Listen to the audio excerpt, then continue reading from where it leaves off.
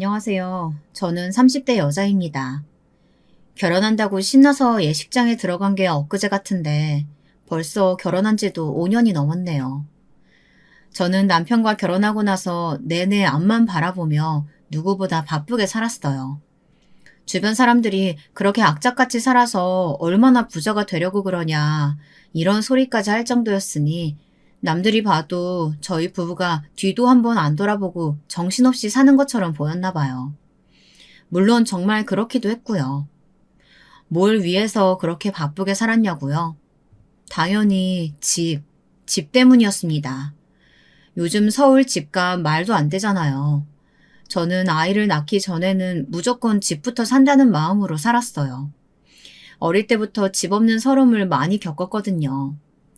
집주인이 아무 때나 찾아와서 멋대로 집을 둘러보지를 않나. 이사 갈 때 이것저것 꼬투리 잡아서 이사가 늦어진 적도 있었죠. 어린 마음에 그런 모습을 보는 게 쉽지 않았습니다. 그래서 제 자식에게는 절대 그런 기분을 느끼게 하고 싶지 않았습니다.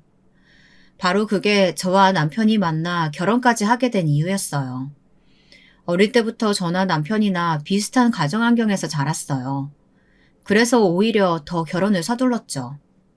하루라도 빨리 부모님에게서 독립해 나와 둘이 열심히 벌어서 모으다 보면 지금까지 살아온 것보다 더 나은 인생을 살 수 있을 것 같았거든요. 지금 생각해보면 참 바보 같은 생각이었습니다. 현실은 제 생각처럼 그렇게 쉽지 않았어요. 저희가 아무리 둘이 발악하며 살아도 잘난 부모 덕보는 사람들은 도저히 따라갈 수가 없는 거더라고요. 그뿐만이 아니라 결혼해서 독립했다고 해서 가난한 부모에게 완전히 독립할 수 있는 게 아니었어요. 사실 저나 남편이나 둘 다 가정 환경이 좋지 않았습니다. 저는 밑에 동생이 둘이나 있는 장녀였고 남편은 아들만 둘인 집의 둘째 아들이었습니다. 서로 형편이 비슷하고 어릴 때부터 살아온 환경이 비슷해서인지 처음부터 공감대가 형성되며 금방 친해졌어요. 저와 남편은 대학 동기예요. 함께 공부하던 친구들 사이에서 유독 저와 남편 둘만 매일 생활비 걱정, 등록금 걱정을 하며 지내다 보니 매번 둘이 같이 돈 되는 아르바이트란 아르바이트는 같이 했어요. 서로 정보 공유도 많이 하고요. 처음엔 저도 단순히 나 같은 애가 또 있구나 하는 마음 정도로 친하게 지냈는데 같이 취직 준비까지 하면서 붙어 다니다 보니 어느새 정이 들더라고요. 무엇보다 저는 남편이 좀 안쓰러웠어요. 저는 집안의 큰딸이라 그런지 좀 독한 편이었거든요. 부모님도 제게 바늘로 찔러도 피 한 방울 안 나올 것 같다고 하실 정도니 말 다 했죠. 제가 대한민국 장녀치고는 희생정신이 강한 편은 아니었거든요. 사실 부모님 입장에서는 그렇게 생각하실 수도 있는 게 저는 다른 형제나 가족을 위해서 쉽게 포기하거나 희생하지 않았어요. 오히려 욕심이 많은 편이라 동생들에게도 지고 싶어 하지 않았죠. 그럴 수밖에 없는 게 저희 부모님은 자식들 공부에 별로 관심이 없었어요. 가난한데 자식이 셋이나 있다 보니 셋 다 대학에 보내기에는 무리라고 생각하셨던 것 같아요. 그래서 서울에 4년제 못 갈 바에는 대학은 꿈도 꾸지 말라고 하셨어요. 저는 부모님에게 그 이야기를 듣는 순간 왜인지 정신이 번쩍 들었습니다. 그전까지는 특별히 공부를 열심히 하진 않았거든요. 오히려 제 바로 밑에 남동생이 공부는 잘했어요. 그런데 부모님이 재수는 절대 안 된다. 전문대나 지방대는 아예 생각도 말라고 하시니 저는 발등에 불똥이 떨어져 공부에 매진했습니다. 저는 결국 해냈어요. 당당히 서울의 4년제 대학에 합격했습니다. 부모님은 썩 달가워하시지 않았지만 그래도 저는 기뻤어요. 그런데 문제가 생겼습니다. 부모님께서 약속을 지키지 않았어요. 입학금만 내주시고는 등록금은 저더러 알아서 하라고 하셨죠. 그런 게 어딨어. 엄마 아빠가 분명히 4년제만 들어가면 등록금은 다 내준다고 했잖아요. 우리도 그러려고 했지. 근데 상황이 달라진 걸 어떡해. 너희 아버지 일 없어서 저렇게 뺑뺑 놀고 있는 거 안 보여? 지금 네 등록금은커녕 동생들 급식비도 못 내게 생겼어. 그럼 나는 어떡해. 대학도 가지 말라는 소리야?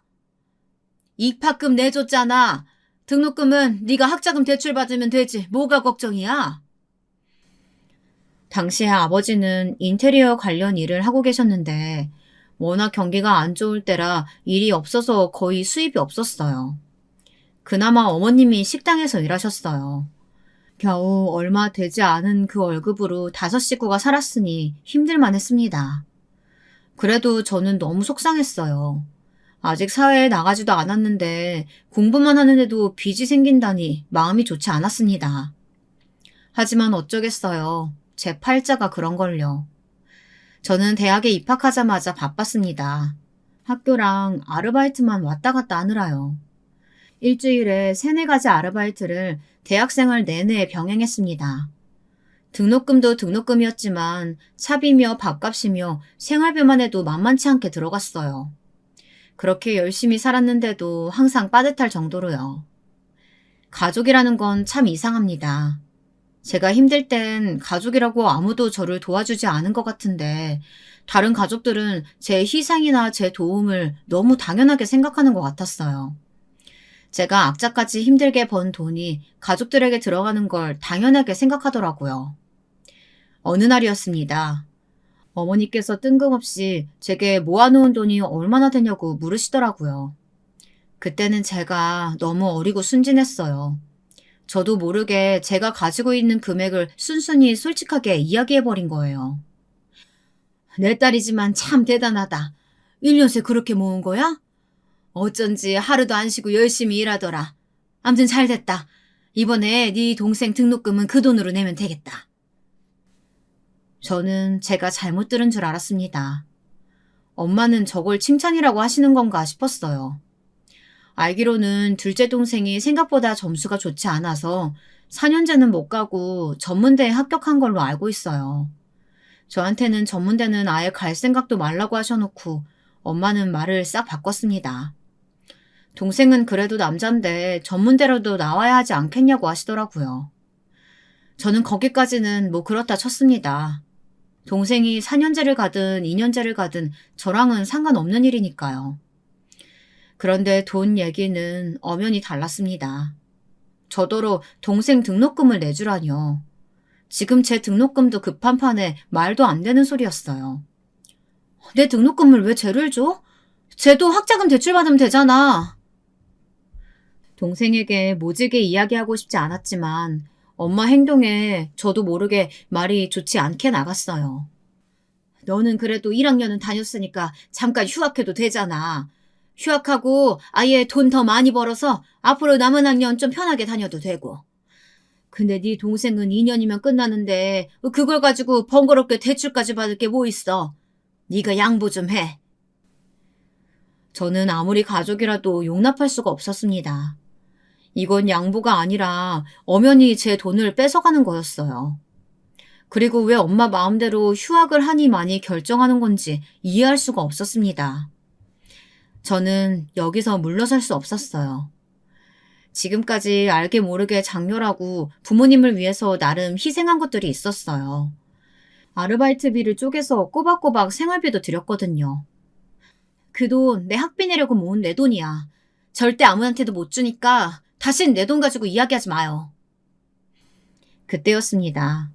부모님이 제게 바늘로 찌러도 피 한 방울 안 나오겠다고 하신 게요.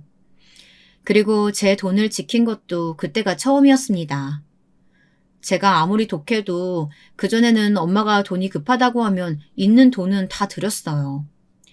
어릴 때는 독하다, 악착 같다 이런 말을 들으면 사실 좀 찔렸거든요. 내가 너무 내 생각만 하나? 그렇게 이기적인가?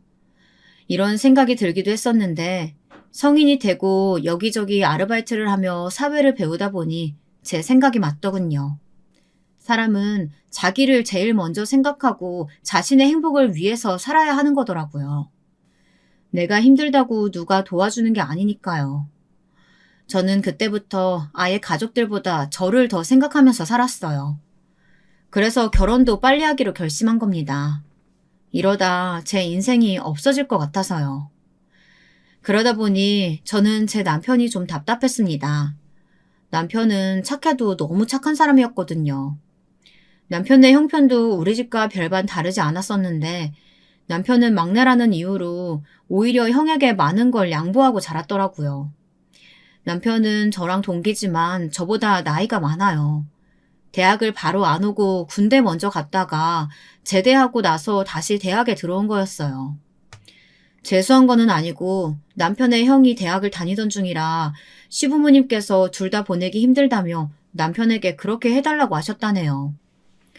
그러고 보면 집집마다 참 다양해요. 어느 집은 장녀라는 이유로, 어느 집은 막내라는 이유로 자연스레 서열에서 밀려서 희생을 강요당하는 걸 보면요.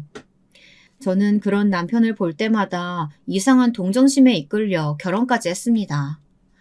지금 생각해보면 왜 그랬나 싶어요. 무조건 저와는 다른 좋은 가정 환경에서 자란 사람을 만났어야 했는데 말이죠. 제가 착각을 해도 아주 단단히 했습니다. 제가 남편 옆에 있으면 남편을 잘 가르쳐서 변화되게 만들 수 있을 거라고 착각했어요. 막상 살아보니 그게 아니더군요. 친정과 시댁은 엄연히 달랐어요. 친정 부모님들에게는 제 생각대로 할 수 있었지만 시부모님은 남편이 완전하게 변하지 않으면 쉽지 않았어요. 저와 남편은 취직하고 몇 년 되지 않아 바로 결혼했습니다. 둘 다 성실히 살아온 덕분에 그래도 연봉이 꽤 높은 회사를 다녔어요. 그런데 양쪽 다 부모님 상황이 좋지 않다 보니 버는 족족 뺏겼습니다. 저는 결혼 전까지 동생들 학비며 학원비로 연신 부모님께 돈을 드려야 하는 상황이었고 남편은 아주버님이 공무원 준비를 하고 계실 때라 집안의 가장이나 다름없었습니다. 시부모님이 작은 식당을 운영하고 계시기는 했지만 두 분 다 이미 연세가 많으셨기 때문에 가게를 운영하기 쉽지 않았거든요. 저희는 아무리 열심히 살아도 돈을 모을 수가 없었어요. 밑빠진 독에 물 붓기였죠. 이럴 바엔 하루라도 빨리 결혼하는 게 낫겠다 싶었습니다. 결혼해도 어차피 양가 도움은 받을 수 없는 상황이다 보니 남편에게 처음부터 다시 시작한 마음으로 그냥 같이 살자고 했어요. 제가 먼저 말이죠. 그런데 막상 집을 구하려고 보니 남편은 정말 아무것도 없더라고요. 번 돈을 몽땅 다 시댁에 갖다 줘서 한 푼도 없다네요. 그나마 제가 모아둔 얼마 되지 않는 돈으로 결혼 준비를 시작했어요. 그런데 그 돈으로는 서울에 작은 월세방 하나도 못 구하겠더라고요. 주변에 함께 대학 다녔던 친구들이며 선배들이 하나둘 결혼했어요. 저희보다 취직도 늦게 하고 연애 기간도 짧았었는데 다들 문제없이 쉽게 결혼하더라고요. 저희보다 취직한 지 얼마 되지도 않았는데 호화 호텔에서 결혼식을 올리기도 하고 신혼집도 30평대 아파트를 척척 구하더라고요. 물론 부모님이 다들 도와주셨다고 너스레들은 떨었지만 그럴 때마다 저와 남편은 그러지 않으려고 해도 회의감이 들었습니다. 저희도 이대로 넋을 놓고 있다가는 안 되겠더군요. 저는 결국 진정한 경제적 독립을 하기 위해 결혼을 결정했습니다. 저희가 가정을 이루면 더는 가족들에게 시달리지 않아도 될 것 같아서요. 저희의 예상대로 양가 부모님은 결혼에 호의적이지 않았습니다. 이미 성인인 두 사람이 결혼하겠다는데 마치 무슨 잘못이라도 하는 것처럼 구셨죠. 집안의 큰딸이 돼서는 이렇게 생각이 없다니까. 남동생이 줄줄이 둘에다가 몇 달 있으면 동생 제대하는데 하필이면 지금 결혼하겠다는 게 말이 돼? 둘째 제대하는 거랑 내 결혼이랑 무슨 상관이야. 내가 하고 싶으면 하는 거지. 아버지한테 손 안 벌릴 거니까 괜한 소리 할 거면 아예 하지를 마요. 뭐야? 내가 지금 돈 달랄까 봐 이래? 지금까지 네가 우리 집 가장이나 다름없었는데 갑자기 시집 간다고 하면 어떡해? 그래도 네 동생이라도 제대해서 취직할 때까지는 기다려야지. 어쩜 너는 항상 네 생각만 하니? 바로 이거였습니다. 제가 지금까지 항상 이 집에 불편했던 게 바로 이런 이유였었어요. 우리 집은 부모와 자식 간이 뒤바뀌어 있었어요. 제가 돈 벌기 시작하고는 아버지는 아예 일도 거의 나가질 않으셨습니다. 제가 결혼해버리면 아버지가 나가서 다시 일을 해야 하니 동생이 제대해서 취직할 때까지 기다리라는 이야기였습니다. 그 순간 확실히 알겠더라고요. 하루라도 빨리 이 집을 벗어나야 저도 제 살 길 찾는 거라는 걸요. 저와 남편은 일절 집안의 도움 하나 없이 같이 살기 시작했습니다. 정말 둘이 있는 돈 탈탈 다 털어와서 저와 남편 회사 중간에 작은 단칸방 집을 구했어요. 최대한 월세가 적은 집으로요. 결혼식도 아주 단촐하게 했습니다. 어차피 결혼식도 양가에서 해주실 수 있는 형편이 아니었기 때문에 정말 가까운 지인과 회사 사람들만 초대해 소규모로 했습니다. 결혼 초기엔 너무 행복했어요. 남편도 저도 부모님을 벗어나 살아본 게 처음이라 그런지 뭔가 해방감이 느껴졌습니다. 둘이 번 월급은 거의 다 모으다시피 했어요. 최소한의 돈으로 나름 행복하게 살았습니다. 둘이 쉬는 날이면 불쑥 산에도 가고 바다에도 갔어요. 결혼 전에는 부모님께 월급을 생활비로 거의 다 드렸기 때문에 데이트해도 밥 먹고 커피 마시는 게 거의 다였죠. 여행은 꿈도 못 꿨었죠. 둘이 같이 살다 보니 이게 소소한 행복이구나 싶었습니다. 그런데 결혼이라는 게 좋은 것만 있는 게 아니더군요. 저와 남편이 각각의 부모님에게 독립해 나온 거긴 하지만 한편으로는 양가가 합쳐지면서 가족이 배가 된 거기도 하더라고요. 친정 부모님만으로도 버거운데 이제 시부모님까지 생긴 격이었어요. 시부모님은 시도 때도 없이 제게 전화를 하셨어요. 어느 날은 무릎이 아파서 한의원에 좀 가봐야겠으니 침 잘 놓는 한의원을 좀 알아봐라.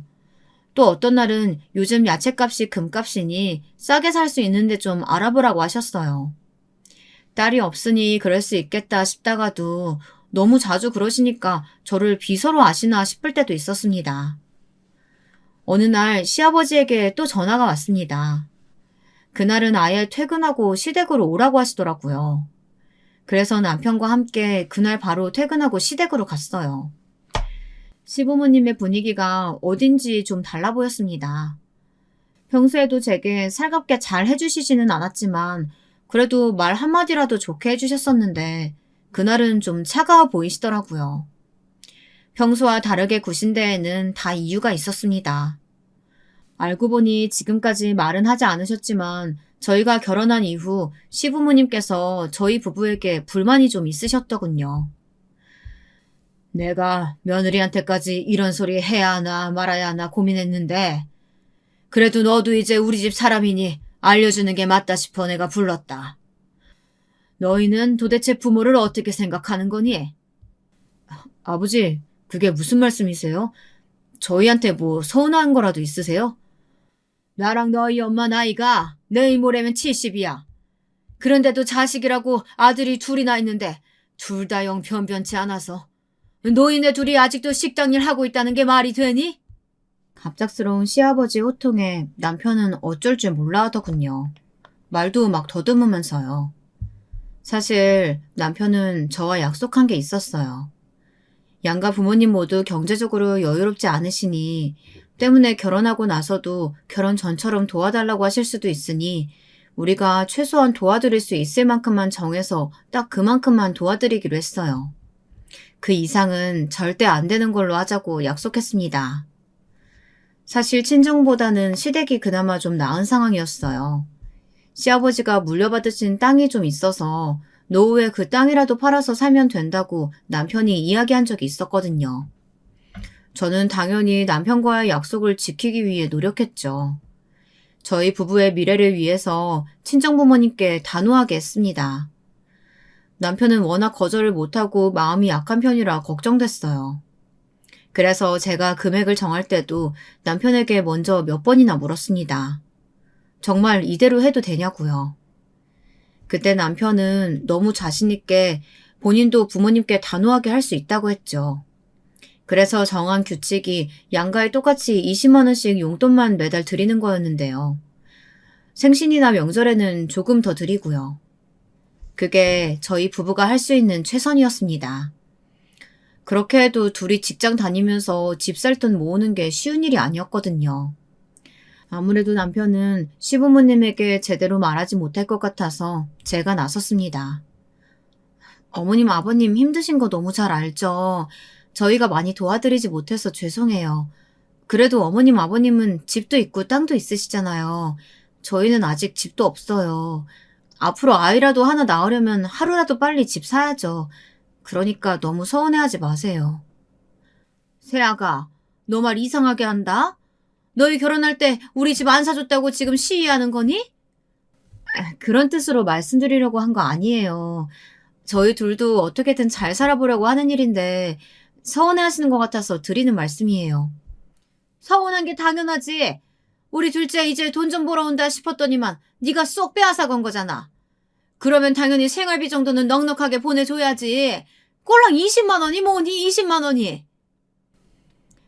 없는 집들은 이래서 평생 가난하게 사는가 봅니다. 어떻게 저런 식으로 생각할 수 있을까요? 30이 다 된 자식이 장가가서 가정을 꾸렸는데 며느리한테 아들을 뺏어갔다니요. 시댁도 저희 친정과 별반 다를 게 없었어요. 시부모님도 아들이 결혼도 안 하고 부모 품에서 평생 돈이나 벌어다 바치길 바라셨나 봅니다. 저희 부부한테 20만 원은 무지 큰 돈이에요. 저희가 집 사고 자리 잡으면 당연히 도와드릴 테니까 지금은 좀 이해해 주세요. 저는 심한 말을 쏟아내고 싶은 거 꾹 참았습니다. 그래도 제가 사랑하는 남편의 부모님이시니까요. 하지만 그 이상은 도와드릴 수 없다는 것을 단호하게 말했습니다. 암튼 요즘 것들은 아주 자기들밖에 모른다니까. 지금까지 먹이고 재워서 키워놓으니까 다 자기들이 알아서 큰 줄 알지? 시아버님은 어쩜 저희 부모님이랑 토시 하나 안 틀리고 똑같이 말씀하시더군요. 너무 신기했습니다. 잘났다 잘났어. 얼마나 대단한 집 사려고 저렇게 독하게 군대. 그럼 생활비는 됐으니까 너희 아주버님 고시원비는 너희가 좀 내. 그 정도는 할 수 있지? 저는 제 귀를 의심했습니다. 정말 저희에게 하신 말씀이 맞나 싶어서요. 시어머니는 마치 저희가 시부모님에게 빚이라도 진 것처럼 당연하게 아주버님 고시원비를 요구하셨어요. 저는 그럴 수 없다고 그걸 저희가 왜 내냐고 소리를 치려고 했는데 옆에 있던 남편이 제 손을 꾹 잡더라고요. 그만하라는 뜻이요. 알았어요. 형 고시원비는 제가 알아서 할 테니까 이제 이런 일로 소라까지 불러서 잔소리하지 마세요. 저는 그날 집에 오면서도 분이 풀리지 않아 남편에게 따져 물었습니다. 한 푼이라도 아끼려고 신혼집도 여기저기 다니면서 제일 월세가 싼 집으로 구한 건데 아주버님 고시원비까지 내주면 무슨 소용이냐고요. 그런데 세상 착한 남편은 자기가 다 알아서 하겠다고 신경 쓰지 말랍니다. 남편이 본인 용돈으로 쓰는 회사 성과급에서 알아서 내겠다네요. 그러면서 하는 말이 어차피 아주버님 시험도 얼마 안 남았다면서 별일 아니라는 듯이 말하더라고요. 저는 남편이 너무 답답했지만 어쩌겠어요. 그래도 제가 고른 남편이니 제가 이해해야죠. 사실 저희 부모님도 시부모님과 별반 다르지 않으세요. 남동생이 제대하고 얼마 되지 않았을 때 일입니다. 친정 부모님이랑 남동생이 저희 신혼집에 왔어요. 남동생이 제대하고 처음 집에 오는 거라 저는 신경 쓰여서 동생이 좋아하는 음식들을 이것저것 차렸습니다. 장녀로 사는 게 정말 너무 힘들었어요. 부모님이 동생까지 데려온 이유가 있었더라고요. 알고 보니 부모님이 사시던 전셋집이 있었는데 그 집 전세를 뺐대요. 저는 아예 모르고 있었습니다. 처음 듣는 이야기였어요. 알고 보니 친정아버지가 사고를 치셨더라고요. 아버지가 지금까지 카드를 돌려막기 하고 계셨대요. 현금 서비스까지 쓰시면서요. 그걸 최근에서야 친정엄마가 알게 되셨답니다. 아니 아버지란 인간이 매일 흥청망청 여기저기 돈 쓰고 다니길래 나는 당연히 자기가 벌어서 쓰고 다니는 줄 알았더니만 그게 다 현금 서비스였다지 뭐야.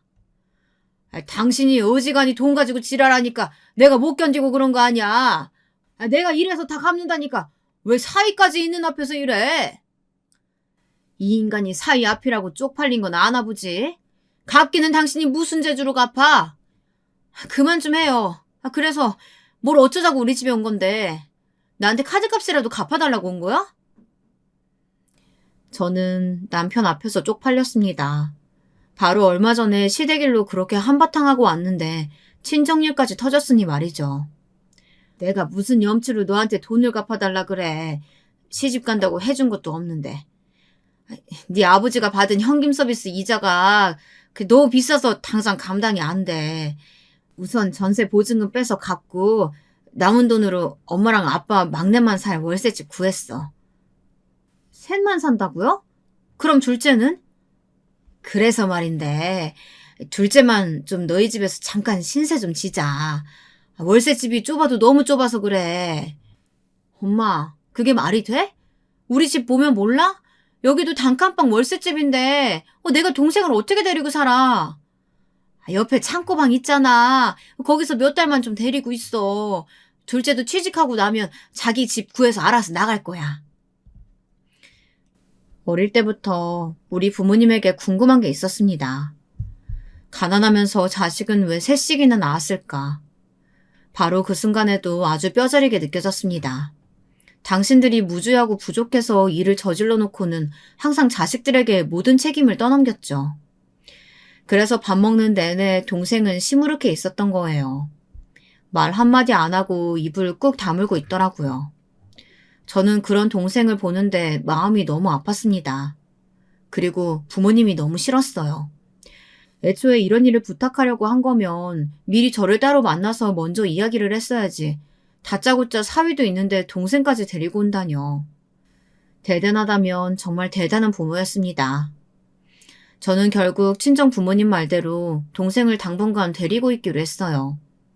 집이 좁아서 걱정이었지만 그래도 상황이 상황이었으니 저라도 동생을 잘 지켜줘야겠다 싶었습니다. 그런데 생각한 것보다 동생과 오랜 시간 지나게 되었습니다. 취직이 쉽지 않은가 보더라고요. 저와 남편은 동생이 불편해할까봐 일부러 취직에 대한 질문도 잘 하지 않고 편하게 해주려고 노력했습니다. 그런데 그게 제 생각처럼 쉽지 않더군요. 어느 날이었습니다. 시어머니가 집에 잠시 오셨는데 제 동생을 보시고는 그냥 넘어가지 않으시고 굳이 한마디를 보태셨습니다. 사돈 총각은 아직도 취직 못했어? 어이구, 그렇게 학교 다닐 때 공부 좀 열심히 해서 우리 아들처럼 4년제는 나왔어야지. 남자가 2년제 나와서 어디다 쓴대? 요즘 워낙 불경기라서 다들 취직이 쉽지 않은가 봐요. 그리고 동생이 저보다 공부는 더 잘했어요. 제 딴에는 동생 편 들어주려고 한 소린데 괜한 소리를 했나 봐요. 동생이 기분이 상했는지 자리를 박차고 나가버리더군요. 그 모습에 시어머니는 한마디를 더 하셨습니다. 어머, 어른들 앞에서 문 쾅 닫고 나가는 것 좀 봐. 저 성질머리로 매형집에 어떻게 빌부터 살래? 세아가, 너희 집 식구들은 다들 성질머리가 저래서 어쩐다니? 어머님, 제발 말 좀 가려서 하세요. 만약에 상황 바뀌어서 아주버님이 우리 집에 계신데 친정 부모님이 어머님처럼 이야기하시면 좋으시겠어요? 내가 우리 장남을 왜 너희 집 창고방 신세를 지게 해? 난 절대 그렇게는 안 하지. 그리고 말이 나와서 말인데 사돈이 해도 너무한 거지. 이 좁은 집에 자기 아들을 맡기는 게 말이 되니? 제가 보기에는 집에 맡기는 거나 고시원비 내는 거나 별반 차이 없을 것 같은데요. 너는 어쩜 어른한테 말 한마디를 안 지니? 이거 봐! 너희 부모님은 도대체 자식들 교육을 어떻게 시켰길래? 아유, 며느리라고 하나 있는 거 무서워서 내가 살겠어? 그날 시어머니는 제게 모진말이란 말을 다 퍼부으시고 돌아가셨어요. 속상한 건 저도 마찬가지였습니다. 시어머니 말에 상처받고 나가버린 동생은 그날 어디를 갔는지 집에 안 들어왔거든요. 더 속상했던 건 남편의 태도였습니다. 남편은 제게 오히려 뭐라고 했어요. 엄연히 시어머니인데 제발 한 번만이라도 좀 참아줄 수는 없냐고 하더라고요. 시어머니 입장에서는 당연히 신혼집에 사돈총각이 몇 달씩이나 있는 게 싫지 않겠냐면서요. 저는 남편에게까지 너무 서운했어요. 그래서 굳이 하지 않아도 될 말까지 하고 말았습니다. 그럼 제 동생 고시원비도 내주면 되는 거 아니냐고요. 결혼이라는 게 원래 이렇게 힘든 걸까요? 아니면 저와 남편이 둘 다 가난한 집 자식들이라 힘든 걸까요? 둘이 만나서 행복한 가정을 만들어 보겠다고 결혼한 건데 막상 결혼하고도 서로의 가족들에게 전혀 벗어나지 못하고 있었어요. 거기다가 결정적인 순간에는 서로가 아닌 각자 가족들의 편에 서게 되더라고요. 한번 그런 일이 생기니 저도 모르게 자꾸만 자존심을 세우게 됐습니다. 남편에게까지 말이죠. 이해합니다. 남편도 제가 시어머니와 자꾸만 문제가 생기니까 나름 힘들고 스트레스가 있을 거예요. 하지만 그렇다고 해서 제가 시어머니를 이해하고 넘어가기엔 문제가 단순하지가 않았습니다. 얼마 뒤 시부모님께서는 결국 식당을 정리하셨어요. 연세도 연세였지만 식당이 워낙 장사가 안 돼서 적자가 나니까 더는 버틸 수 없는 상황이었나 보더라고요. 거기다 엎친 데 덮친 격으로 시아버지께서 허리 디스크 수술을 받으셨습니다. 저는 성인이 돼서 가장 처음 한 일이 부모님과 동생들 보험부터 다 들어줬어요. 이것저것 다 들어주지는 못해도 실비와 암보험 이 두 가지는 다 들었습니다. 부모님은 돈도 없는데 무슨 보험을 드냐고 하셨지만 저는 그래서 들어야 한다고 우겼어요. 만약 우리 형편에 누구 하나 아프기라도 하면 정말 방법이 없으니까요. 그런데 시부모님은 그 흔한 실비보험도 하나 없으셨대요. 아버님이 디스크 수술하고 입원을 하셨는데 400만 원이 넘게 들었습니다. 당연히 저희가 비용을 다 지불했죠. 저는 이미 벌어진 일은 어쩔 수 없지만 지금이라도 노인 실버 보험이라도 들자고 남편에게 말했어요. 보험사에 문의는 해봐야겠지만 그래도 비용을 조금만 더 내면 가능한 보험이 있을 거로 알고 있었거든요. 저는 당연히 시부모님이 걱정돼서 한 말이었는데 그 말에 남편이 답답한 소리를 하더군요. 연세가 70이 다 되셨는데 이제 와서 뭐하러 보험을 드냐고요. 저는 100세 시대인데 앞으로 모르는 거다. 이제 70이시니까 앞으로 병원 갈 일이 수두룩할 거다. 그러니 보험사에 가능한지만이라도 알아보자. 이렇게 말했습니다. 그런데 남편은 제 말이 듣기 싫은지 말을 자르며 버럭 짜증을 내더군요. 당신 제발 정도껏 좀 해. 우리 아버지 디스크 수술비 낸 게 그렇게 아까워서 그래? 그럼 내 월급에서 까면 되잖아.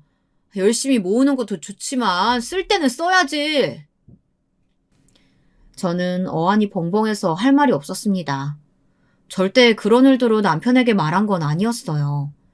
단지 앞으로 병원 갈 일이 많을 텐데 지금이라도 보험 들어놓는 게 낫지 않겠냐는 거였습니다.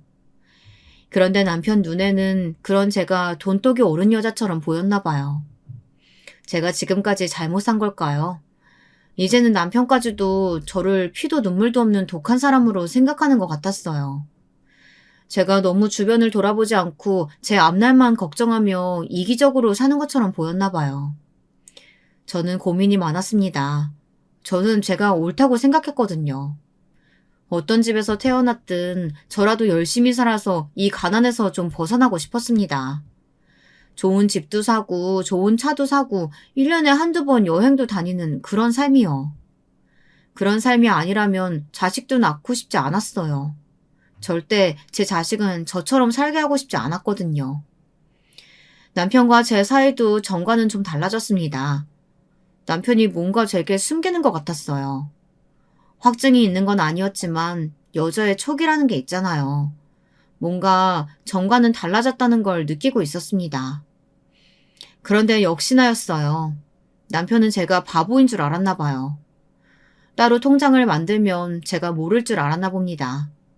남편이 저 몰래 돈을 빼돌리고 있었어요. 결혼 초에 저희 부부는 서로에게 절대 비밀을 만들지 않기로 약속했기 때문에 저는 남편에 대해 다 알고 있었습니다.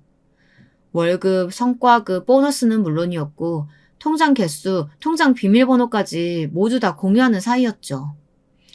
어느 날 연말정산 내역을 보는데 이상한 게 있었습니다. 요즘은 휴대폰으로 주민등록번호만 쳐도 1년에 얼마를 벌었는지 아주 상세하게 나오잖아요. 남편은 제가 얼마나 꼼꼼한 사람인지 잠깐 망각했나 보더라고요. 제가 매년 남편 연말정산까지 미리 다 확인했었는데 말이죠. 남편의 수입이 제가 아는 것과 차이가 있었습니다. 그래서 그날 밤 몰래 남편 휴대폰으로 계좌를 확인했어요. 가만 보면 남편은 참 단순한 사람이에요. 숨기고 싶었으면 비밀번호라도 바꿨어야지. 저희 부부가 공동으로 쓰는 비밀번호로 설정을 해놨더군요. 비상금 계좌를 말이죠. 제가 아는 계좌 말고 따로 새로 만든 계좌가 있었습니다. 거기에 차곡차곡 비상금을 쌓아뒀더군요. 그때까지만 해도 저는 남편이 귀여웠어요. 저희 부부가 아무래도 집 살 돈을 모은다고 굉장히 빠듯하게 살았으니 남편도 답답할 만했습니다. 자기가 번 돈이니 그중에 일부는 비상금으로 두고 싶을 수 있겠다 이해했어요. 그런데 남편의 비밀은 거기서 끝이 아니었습니다. 계좌 내역을 확인했더니 그 통장에서 나간 돈은 모두 다 시어머니 이름으로 출금이 됐더군요. 저는 순간 배신감에 손이 덜덜 떨렸습니다. 저라고 가난한 친정 부모가 안쓰럽지 않겠어요? 취직도 안 돼서 매일 우울해하는 동생이 안 불쌍했겠습니까? 저는 남편과 한 약속을 지키려고 정말 월급에다가 명절 보너스까지 다 공개하고 몽땅 다 통장에 저축했습니다. 남편이 그럴 사람은 아니지만 혹여나 동생을 데리고 있다는 죄로 생활비라도 더 들어가면 눈치 보여서 제가 갖고 싶은 거 하고 싶은 거 모두 다 참아가면서 버텼어요. 제가 감수해야 할 일이라고 생각하면서요. 그런데 남편은 제게 일말의 죄책감도 없이 너무 쉽게 약속을 어겼어요. 제가 시댁을 일절 돕지 않았다면 이해했을 겁니다. 용돈에 병원비, 사소한 외식비까지 당연하다는 듯 항상 저희가 다 감수했는데 남편이 지금까지 저 모르게 보낸 돈이 1년치만 해도 몇백은 되더라고요. 순간 제가 누워있는 월세집이 너무 초라하게 느껴졌습니다. 지금까지 제가 이 집에서 믿고 산 남편이 제가 알던 남자가 맞나 싶어서요. 다음날 저는 남편에게 동생이 없을 때 따로 이야기를 했어요. 언제부터 그런 건지, 앞으로도 계속 저를 속이려고 한 건지 물었습니다. 남편은 본인이 이제 저를 속였다는 것보다 제가 남편의 휴대폰을 훔쳐봤다는 거에 초점을 두고 적반하장으로 오히려 제게 화를 냈어요. 당신이 너무 숨막히게 구니까 나도 어쩔 수 없었어. 그리고 내가 당신 돈 빼돌린 것도 아니고 내가 본 내 돈으로 그런 건데 이렇게 난리칠 일은 아니지 않아? 저는 남편의 뻔뻔한 태도에 혀를 내둘렀습니다. 난리칠 일이 아니라고? 그럼 어디 정확하게 계산기 두드려볼까? 당신보다 내 월급이 더 많잖아. 그래서 생활비도 내가 더 많이 냈고 당신은 나보다 돈도 적게 벌어와 그 와중에 돈까지 빼돌린 거면 당연히 내가 더 손해지. 저는 남편에게 좋게 좋게 이야기할 마음이 들지 않았습니다. 우리 부부는 이미 신뢰가 깨져버렸으니까요. 남편은 제 말에 자존심이 상했는지 연신 씩씩거렸습니다.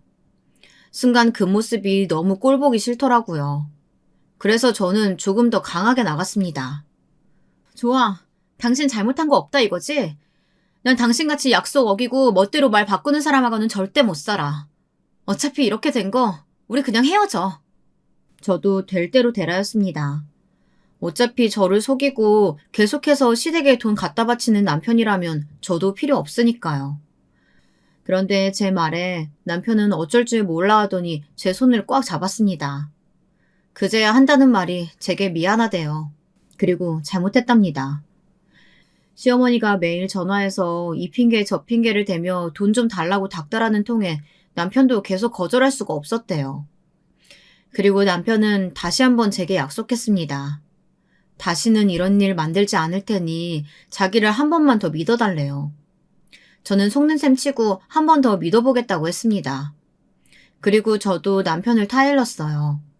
이제 우리가 계획한 고지가 얼마 남지 않았으니 조금만 더 노력하자고 했습니다. 우리가 자리만 잡으면 그때 부모님들께 잘하자고요. 가족들은 잠시도 저를 가만히 두지 않았습니다. 제 동생이 드디어 취직하긴 했어요. 그런데 하필이면 지방지사로 발령이 됐더라고요.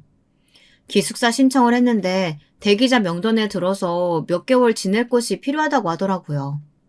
저도 처음에는 남편에게 말하지 않고 제 선에서 알아서 하려고 했어요. 어차피 몇 달만 사는 거라 나중에 기숙사에 들어가면 보증금이야 바로 돌려받으면 되는 일이니까요. 하지만 저는 남편과 상의했습니다. 얼마 전 일도 있었으니 본보기도 보일 겸 남편에게 이야기했어요. 남편도 당연히 도와주자고 하더군요. 문제는 그게 아니었습니다. 제가 동생 월급 보증금을 내준 걸 친정엄마가 알게 됐어요. 동생이 말했나 보더라고요. 그런데 뜬금없이 친정엄마가 그 보증금을 본인에게 달라는 겁니다. 셋이서 좁은 월세집에서 살려니까 아주 답답해 죽겠어. 우리 둘째 기숙사 들어가면 그 보증금 엄마 줘. 그 돈이면 지금보다 조금 더 큰 집 구할 수 있을 거 아니야. 저는 당연히 안 된다고 했습니다. 나도 엄마 아빠한테 할 만큼 했어. 이제 나도 내 가정 꾸리고 살기 바쁘니까 나한테 더는 돈 얘기하지 말아요. 아이고, 딸내미라고 하나 있는 게 이렇게 독하니까 내가 누구한테 기대어 살겠어? 아, 됐다, 이년아. 저도 친정엄마에게 모질게 하고 난 뒤 마음이 좋지는 않았습니다. 하지만 남편과 최근 내 다시 한 약속이 있었으니 저도 남편과의 약속을 지키기 위해 마음을 단호하게 먹었습니다. 저희 부부를 위하는 일이 지금은 무엇보다 중요하다고 생각했으니까요. 그런데 제가 아직 뭘 잘 몰랐나 봐요. 누구보다 제가 제일 순진했습니다. 믿을 사람을 믿었어야 하는데 말이죠. 그게 무슨 소리냐고요? 저만 혼자 바보짓을 하고 있었어요.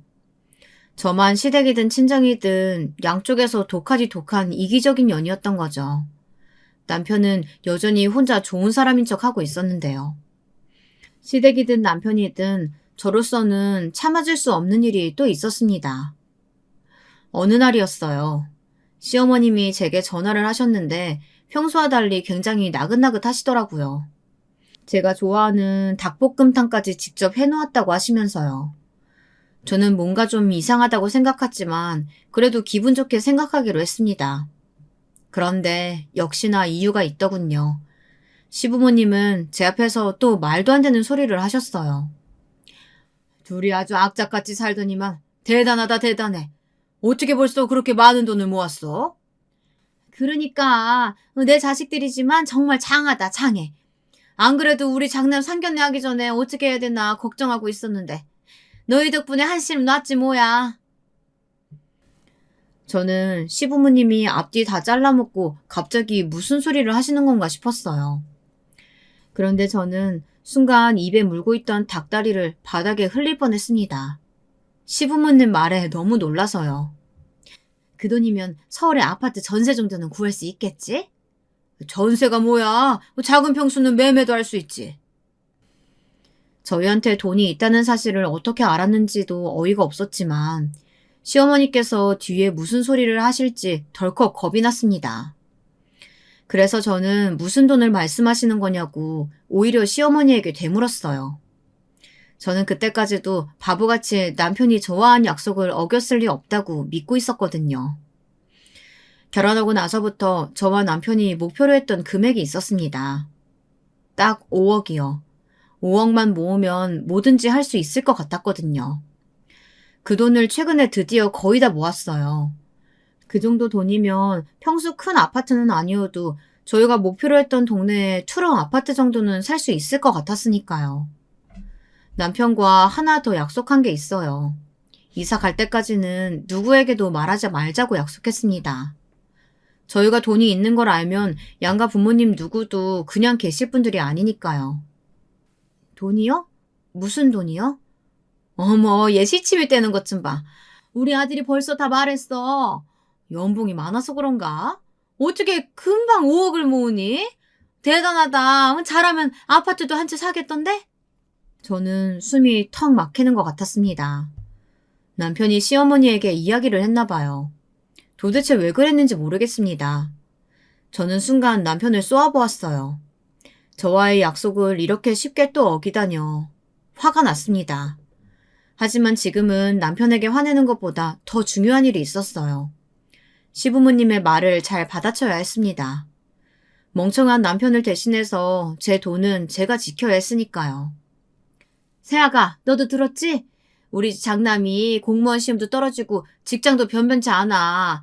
그래서 사돈이 글쎄 결혼을 반대하다지 뭐야. 저는 조금도 듣고 싶지 않았습니다. 그래서 계속 남편만 째려보고 있었죠. 그런데 눈치 없는 시어머니는 말을 쉬지 않으셨어요. 네 예비동서가 초등학교 선생님이잖아. 그 좋은 홍사를 어떻게 포기해? 우리가 서울에 아파트 한 채 떡하니 사주면 사돈댁에서도 홀라당 넘어오지 않겠어?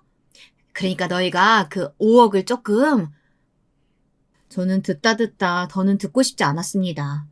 말 같은 소리를 해야 들어주죠. 저는 바로 시어머니 말에 단칼에 잘라버렸어요. 어머니, 지금 무슨 소리 하시는 거예요? 설마 저희가 모은 돈으로 아주버님 집을 사드리라는 이야기는 아니시죠? 역시 우리 며느리 척하면 척이라니까. 그래, 너희가 좀 양보해서 이 김에 우리 장남 장가 좀 보내자. 아유, 벌써 40이 넘었는데 불쌍하지도 않니? 이러다가 언제 장가 가서 언제 우리 집 장선을 보겠어? 제가 세상에서 제일 듣기 싫어하는 소리가 바로 양보예요. 급한 건 저희도 마찬가지고 돈도 저희 돈인데 도대체 양보가 무슨 소리냐 말입니까? 누가 보면 마치 시부모님 재산을 먼저 장남에게 물려주기라도 하는 줄 알겠어요. 저는 더는 표정을 관리할 수가 없었습니다. 아예 시부모님이라고 잘 보이고 싶은 생각도 없었어요. 이건 뭐 아들 며느리를 개 훅으로 보는 것 같았습니다. 와, 원래도 염치라고는 없으신 분들인 줄 알고 있었지만 이 정도인 줄은 몰랐네요. 아주버님이 제 아들이에요? 제가 왜 아파트를 사드려요? 40 넘은 아들 장가 보내고 싶으시면 어머님 아버님이 돈 벌어서 아파트 사주세요. 어머, 너 지금 시부모한테 염치가 없다고 했니? 얘가 도대체 어디서 배워먹은 버릇이야? 네가 배운 게 없어서 뭘 모르나 본데 원래 장남이 잘 돼야 너희들도 잘 되는 거야. 아유, 아무튼 멍청해서 뭘 모른다니까. 멍청이요? 어머니, 지금 말 다 하셨어요? 여보, 그만 좀 해. 아무리 그래도 우리 부모님한테 그렇게 굴면 안 되지. 우선 형 결혼이 급하니까 아파트는 형한테 해주자. 명의만 우리 명의로 하면 되지. 살다 이런 말도 안 되는 소리는 처음 들어봅니다. 남편은 순진한 건지 멍청한 건지 먼저 저희 돈으로 아파트를 사서 아주버님에게 드리잡니다. 그리고 몇 년 있다가 나가라고 하고 우리가 살면 된다네요. 저는 남편이 더 싫었습니다. 지금까지 착한 거 하나 보고 살아왔는데 지금 보니 제가 가장 잘못한 게 사람 볼 줄 모르는 거였더군요. 남편은 착한 게 아니라 그냥 멍청한 거였어요. 신여병도 병이라더니 저희 남편이 바로 시댁의 신여병 환자였어요.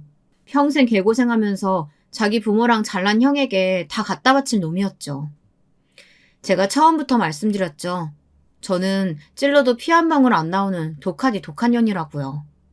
더는 제 남편 같은 저런 인간과 살 이유가 없었습니다. 저런 인간 때문에 망할 시부모까지 감당할 이유도 없었고요. 저는 이미 다 끝났다고 생각했어요.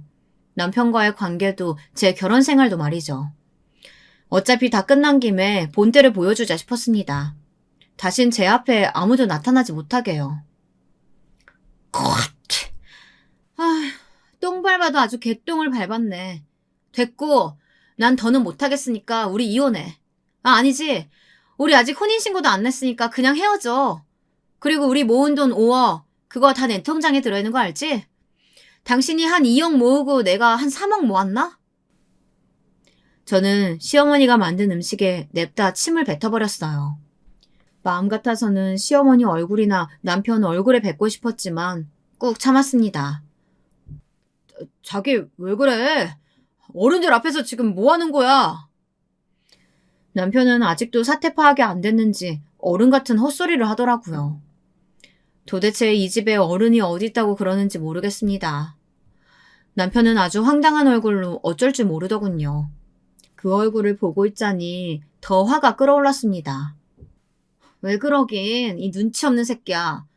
내가 지금 너랑 헤어지겠다고 말하는 거 아니야. 오늘 바로 내 집에서 나가.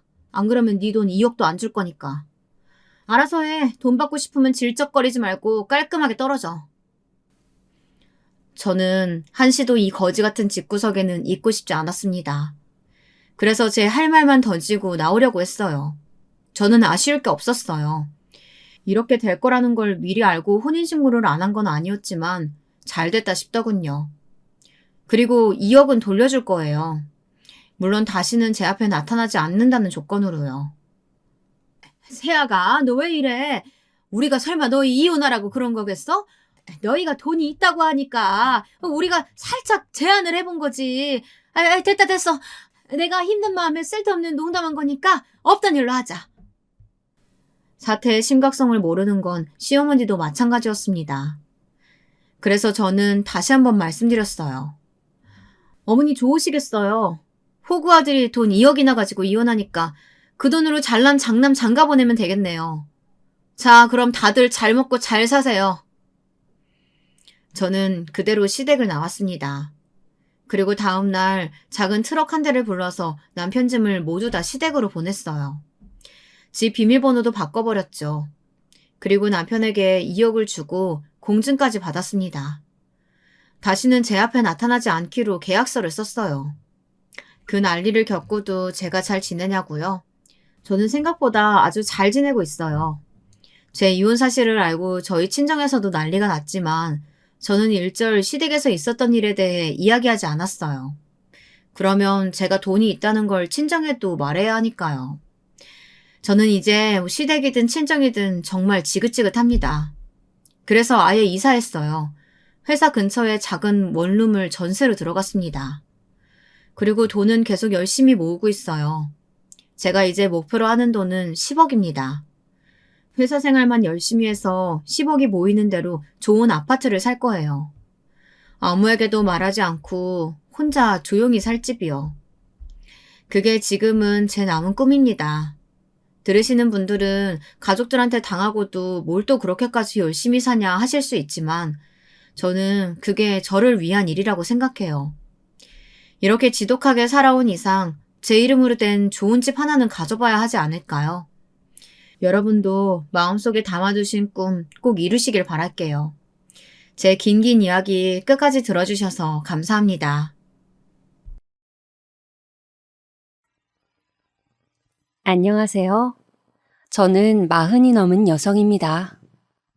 유튜브 보면서 이것저것 찾아보다가 사연 유튜브 보고 제 사연도 보내보고 싶어서 쓰고 있어요. 시댁하고 좀 황당한 일을 겪었거든요. 저는 지금 서울에 살고 있고요. 그리 경제적으로 막 부유한 편은 아니지만 그래도 맨손으로 시작한 것 치고는 제법 열심히 잘 살고 있다고 생각합니다. 남편도 워낙 성실하고 부지런한 사람인데다 우리가 저축도 열심히 하고 재테크도 열심히 했거든요. 평생 정말 한눈 한 번 안 팔고 우리 부부 두 사람이서 우리 가정을 위해서 최선을 다해 살았다고 자부합니다. 덕분에 우리 아이들도 잘 자랐고요. 지금 중학생 한 명과 고등학교에 올라가는 아이 하나가 있어요. 둘 다 공부도 잘하고 우리 부부 속을 전혀 썩이지 않는 고마운 아이들이지요. 우리 부부는 겉으로 보기에는 전혀 걱정할 일이 없어 보이기는 해요. 하지만 그렇다고 모든 일이 다 좋을 수는 없는 법이라 사실 아주 오래된 문제거리가 하나 있기는 했어요. 바로 저희 시댁이었죠. 우리 부부는 20 중반에 결혼했어요.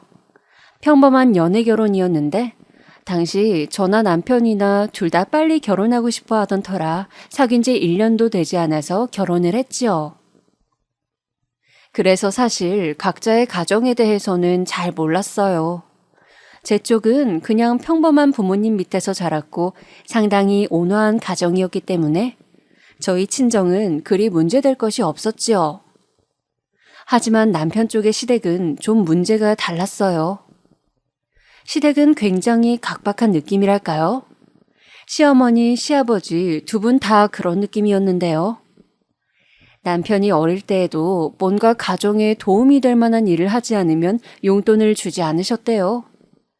예를 들어 쓰레기 치우기라거나 설거지라거나 청소라거나 이건 뭐 아이 경제관념을 기르기 위해서 그럴 수 있다 치는데 심지어 밥까지도 그랬다는 거예요. 시어머니는 남편이 제대로 청소를 하지 않으면 맨밥에 간장만 주었고 어떤 때는 간장도 없이 맨밥만 먹으라고도 했대요. 난 진짜 그때부터 우리 어머니 별로 안 좋아했어. 남편은 지금도 그때를 생각하면서 투덜거릴 때가 많아요. 아니, 내가 뭐 고등학생, 대학생 이럴 때도 아니었다니까. 중학교도 들어가기 전이었어. 그 어린애한테 내가 지금 이만큼 무사히 큰 게 다행이지. 그러게. 아동기에 영양 섭취 제대로 안 되면 잘 안 큰다는데 당신은 그래도 평균보단 큰 편이잖아요. 그러니까 말이야. 우리 어머니 아버지 뭘 하시는지 알아? 그 유전자도 당신들 거니까 평생 고마워하면서 살래. 그리고 맨날 나한테 그 허술한 밥상 주면서 나중에 당신들 늙으면 용돈 한 달에 500씩 주면서 모시고 살아야 한다고 맨날 그랬어. 아, 진짜 싫다. 사실 저희 부부 중 시부모님과 사이가 더 안 좋은 건 남편이었어요. 저라도 시부모님처럼 저를 키운 부모님이었다면 남편처럼 알레르기를 일으켰을지도 모르겠어요. 겉으로 보기에 시댁은 매우 정상적인 가정처럼 보였고, 사실 남편이 당했던 게 아동학대인가 아닌가도 잘 모르겠긴 하지만, 그렇게 좋은 교육 방법이 아니었던 것만은 확실하지 않나요? 그런데 또 형은 그렇게 교육을 안 시켰단 말이야. 그러게 말이야. 지난번에 추석 때 술 마시면서 당신이 그 이야기 꺼내니까 아주버님이 금시초문이라는 듯이 말씀하시던데. 형은 장남이라고 뭐든지 프리패스였어.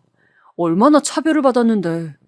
잘못해도 회초리 한 번도 맞은 적 없고 매번 청소나 설거지 안 해도 어머니가 쫓아다니면서 밥을 먹였다고. 하긴 아주버님 진짜 예뻐하시긴 하지. 내가 화가 나서 형하고 이야기 안 한 지 오래되었는데 지난번 추석 때 한 번 이야기한 게 처음이거든. 역시나 이야기하고서 괜히 내 속만 터졌지. 어휴. 남편은 매번 시부모님과 시아주버님 이야기만 나오면 고개를 절레절레 흔들었어요. 실제로도 시부모님은 마치 시아주버님과 남편이 다른 피인 것처럼 대하셨죠. 집안의 장남인 시아주버님과 둘째 아들인 남편. 얼핏 생각하면 작은 아들이 더 예쁠 것 같은데 전혀 아니었나 봐요. 특히 시아버지도 가족 많은 집의 장남이라 장남이 귀했다고 하더라고요. 시아주버님 위로 시어머니께서 임신을 했다가 유산까지 하신 상황이었기에 시아주버님이 태어나셨을 때 엄청나게 기뻐하셨다고 하더라고요. 그래도 그렇지 장남하고 둘째 아들을 이렇게나 차별하는 건 처음 봐서 좀 의아하기는 해요. 차라리 그 시절 남녀 차별이 있었다고 하면 이해나 하겠는데 그것도 아니라 똑같은 아들인데 말이에요. 아무튼 그래서 시댁에 가면 항상 속 터지고 배알 틀리는 일이 참 많았어요. 명절이 되면 친척분들이 많이 오는 집이라서 음식을 해야 할 일이 참 많았는데 언제나 저희 부부가 먼저 도착해서 있으니 자연히 일도 저희가 더 많이 하게 되었지요. 저는 일 많이 하는 걸 피하는 성격도 아니고 해야 되면 기분 좋게 하는 타입이거든요. 그래서 뭐 어느 정도 상황에 따라 제가 더 많이 일을 하는 건 상관이 없어요. 다만 그게 매해 반복되고 10년이 넘도록 계속 저 혼자 음식을 한다면 문제가 좀 있죠. 어머님, 아니 뭐 이렇게 많이 사놓으셨어요? 많기는 뭐해가 많냐? 육전하고 동태전 아무리 많이 해놓아도 너희 친척들 몇 명 왔다 가면 아주 싹 쓸어가지고 간다. 어머님이 너무 많이 싸주시니까 그렇죠. 다들 좀 적당히 가져가야 다음 손님이 드시는데. 뭐? 예끼 이거 사? 그렇다고 손님한테 음식 한 통 안 싸보내니? 우리가 조금 더 많이 하면 되는 것을. 하지만 어머님, 이거 다 하려면 진짜 골 빠져요. 얼마나 힘든데요. 너 지금 네가 일한다고 유세 떠는 거냐? 아, 됐다 됐어. 너 나와라. 늙은 내가 하고 말지. 젊은 것이 유세 떠는 꼴 나는 못 본다. 아니요, 어머님, 그게 아니라요. 제 말은 그게 아니라요. 아니에요, 됐어요, 어머님. 제가 할게요. 어머님이 하시면 이거 시작도 못하고 명절 끝나요. 매번 이런 식이었어요. 저희가 추석이나 설에 일찍 시댁에 도착하면 시어머니는 정말 너무 많이 음식 재료를 사놓으셨고 저는 입이 대빨 나와서 툴툴거리다가 결국 시어머니가 빽 소리를 지르시면 얼른 기가 죽어서 음식을 시작하는 시기였죠. 처음에 신혼 때는 시어머니가 뭐라 하시든 꼼짝도 못하고 아예 말도 못했는데 그래도 이제 나이도 먹고 시어머니를 겪은 지 상당히 오래되고 나니까 불평이라도 할 수 있게 된 거였어요. 남편은 그렇게 부엌에서 갈려나가고 있는 저를 보면서 안타까워했지만 그렇다고 남편이라고 가만히 있는 건 아니었으니까요. 평상시 시부모님 두 분이서만 살아서 손 못 대고 살던 여러 가지 힘쓰는 일이나 귀찮은 일들을 죄다 남편이 왔을 때 시켰어요. 하다못해 뒷베란다 하수구 막힌 걸 뚫는 것도 그랬고 안방 전구를 가는 거라든가 화장실 곰팡이 제거제 바르는 것까지도 그랬죠. 시댁에만 가면 저희 부부는 엉덩이를 붙이지도 못했어요. 저희 아이들을 데려갔더니 아이들까지도 일을 시키려고 하셔서 기겁을 하고 애들은 아예 시댁 갈 때는 데려가지도 않았어요. 아니면 데려갔다가도 바로 나가서 놀라고 용돈을 줘서 내보내든가요. 애들을 그런 식으로 키우면 안 된다. 평소에 일도 시키고 혼도 내고 해야 빠릿빠릿해지는 거지. 애비를 내가 그렇게 키워서 저렇게 모든 일을 잘하게 된 거란다. 너희 애들 너무 둔해 빠지고 일을 못해. 아유, 어머님. 집에서는 애들이 지들 먹은 거 직접 설거지도 하고 집 청소도 하고 잘해요. 그런데 명절에 할아버지 할머니 댁 왔으니 나가서 놀라고 하는 거죠. 그러니까 친가에 왔을 때 어른들 공경하면서 일을 도와주는 걸 배워야 한다는 거다. 마찬가지로 둔한 네가 애들을 가르치긴 뭘 가르치니? 좀 더 시댁에도 자주 다니고 시부모님 공경도 하고 그래야 하는데 그 기본적인 것도 안 하면서. 시어머니가 그렇게 저한테 속사포로 쏘아붙이면 시아버지는 맞는 말이라는 듯 옆에서 고개를 끄덕이고 있었어요. 화장실에서 남편은 혼자 실리콘 보수하느라고 진땀을 빼고 있는데 시아버지는 차 한 잔 앞에 두고 신문만 읽고 있는 꼴이 어찌나 꼴이 보기 싫던지요. 저희가 그렇게 고생을 하고 있으면 추석 당일이나 설 당일에 시아주버님 부부가 느긋하게 오고는 했어요. 그 집은 애들 둘은 다 조기 유학을 보내서 국내에는 부부뿐이었지요. 아침상까지 다 봐서 힘들게 해놓고 나면 그제서야 시아주버님과 형님이 고개를 들이밀고 생글거리면서 시부모님한테 인사를 하고는 했죠. 어머, 동서, 이번에도 정말 맛있는 거 많이 했네? 네. 아유, 얘, 둘째는 한 것도 없다. 내가 준비 다 해놓은 거 좀 돕기만 했다.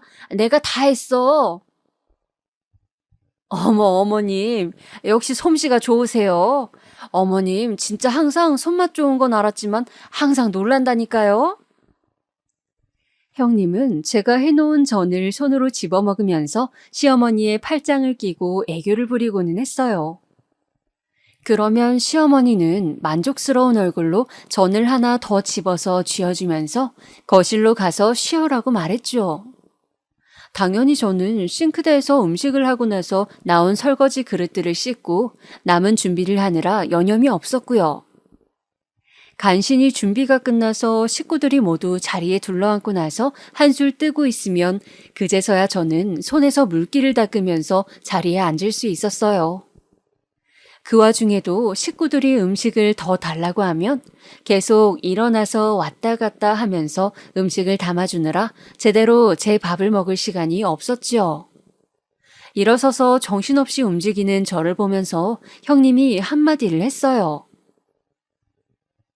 아우, 동서, 나이가 아직 많지도 않은데 멋 좀 내고 살아라. 지금 입은 거 그것도 홈쇼핑 옷이지? 홈쇼핑 옷이 질도 좋고 값도 싸요, 형님. 그런 걸 입으니까 이렇게 아줌마 같아 보이지? 아직 나이도 그리 많지도 않으면서 나보다도 한 살 어리면서 어째 저럴까 몰라? 도련님은 동서 그렇게 후지게 입고 다녀도 괜찮대? 형님은 항상 제 옷차림을 지적하기도 했어요. 저와는 달리 멋도 많이 내고 얼굴이 정말 예쁜 여전히 날씬한 처녀 같은 형님 모습에 제 아줌마 같은 모습이 의식될 때도 있었지요.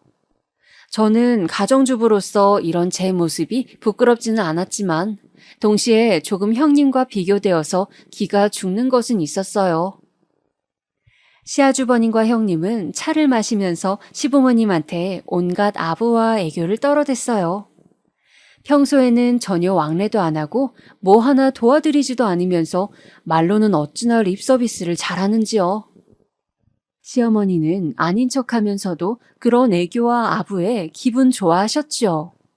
원래도 워낙 예뻐하고 아끼는 장남에 처음으로 맞은 맏며느리라 엄청나게 예뻐하셨거든요. 뭐 예뻐하실 수는 있어요. 다만 시어머니와 시아버지 모두 시아주버님 부부에 대한 애정 때문에 계속 재산을 나누어 주셔서 문제였지요. 몇 년 전쯤이었어요. 어느 날 남편이 퇴근해서 들어오더니 안 좋은 얼굴이더라고요. 너무 표정이 안 좋아서 무슨 일 있었냐고 물었더니 남편이 마른 세수를 하더군요. 아버지가 또 형한테 5천만 원 주셨대. 또? 지난번에도 3천인가 주셨잖아. 그 전에도 1억 주셨고 또 그 전에도 작은 빌라 하나 있는 거 명의 넘겨주셨지. 아주 시간 지날수록 우리가 받을 것까지 다 주실 것 같아. 남편은 답답한지 한숨을 쉬었어요. 사실 그건 저도 마찬가지였죠. 아니 부모님이 자기 재산을 자식한테 주는 거야 좋아요. 하지만 자식이 둘 이상일 때는 적어도 둘 사이에 감정이 상하지 않을 정도로는 배려를 해주셔야 하는 거 아닐까요? 시댁에 아무런 도움도 주지 않는 시아주버님 댁은 그저 장남이라는 이유 하나로 계속해서 돈을 대주고 계셨어요. 언젠가 남편이 거기에 대해서 항의를 한 적이 있었는데 시아버지와 시어머니는 정말 코웃음도 치지 않으시더라고요. 시부모님은 남편이 젊었을 시절 회사에 들어가서 월급을 받기 시작하자마자 일정 금액을 달라고 하셨다고 해요. 그게 그냥 부모님께 드리는 용돈 정도였으면 당연히 이해할 수 있는데 아예 생활비를 달라고 하신 거였죠. 생활비도 아주 많이요. 당시 남편은 아직 젊었고 시부모님한테 어릴 때부터 계속 시달리며 뭐든지 부모님이 원하는 대로 해주는 게 당연하다고 교육받으며 커온 터라 거의 월급의 80% 이상을 그대로 부모님께 갖다 드렸다고 하더라고요. 나머지 돈으로 마치 용돈 받은 대학생처럼 생활했다고요. 그나마 저하고 연애를 시작하면서 그게 좀 이상한 상황이라는 사실을 알게 되었고 자기 돈을 지키려고 애쓰기 시작했죠. 하지만 부모님 밑에서 자란 자식이 그렇게 쉽게 되나요? 결국 저하고 결혼하면서 트러블이 생겼죠. 결혼이 결정되어 인사를 드리러 갔을 때 시부모님은 결혼 후에도 당연하다는 듯이 합가한 후 여전히 월급의 80% 이상을 시부모님께 드리고 일도 제가 다 하면서 살아야 한다고 하셨어요. 그래야 결혼을 허락하겠다고요. 제가 대놓고 대들었던 게 생각이 나네요. 아버님, 어머님, 저는 그렇게 못합니다. 뭐? 너 지금 뭐라고 했니? 새파랗게 젊은, 아니 어리다고 할 수 있는 20 중반 여자애가 당돌하게 정색하고 말했으니 황당하셨을 수도 있어요. 하지만 저는 여기서 물러나면 정말 평생 호구 잡히겠구나 싶어서 그 자리에서 이야기를 할 수밖에 없었어요. 전 그렇게 못해요. 그리고 결혼을 허락받는 것은 절차일 뿐이지 저와 제 신랑의 의사가 확고하면 부모님이라 해도 막으실 수 없습니다. 저희 성인입니다. 너 지금 그게 무슨? 아니, 넌 또 어디서 이런 애를 데려왔어? 결혼도 전부터 이렇게 시부모 말에 텀방텀방 말대꾸를, 아니 말대꾸가 문제가 아니라 어떻게 이렇게 해?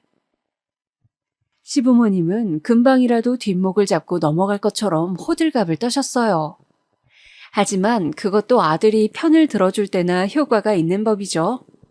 남편은 이미 저와 한참이나 부모님에 대해 상의를 한 뒤였고 부모님이 금방이라도 넘어갈 것처럼 난리를 떠는 것을 보면서도 무표정했어요.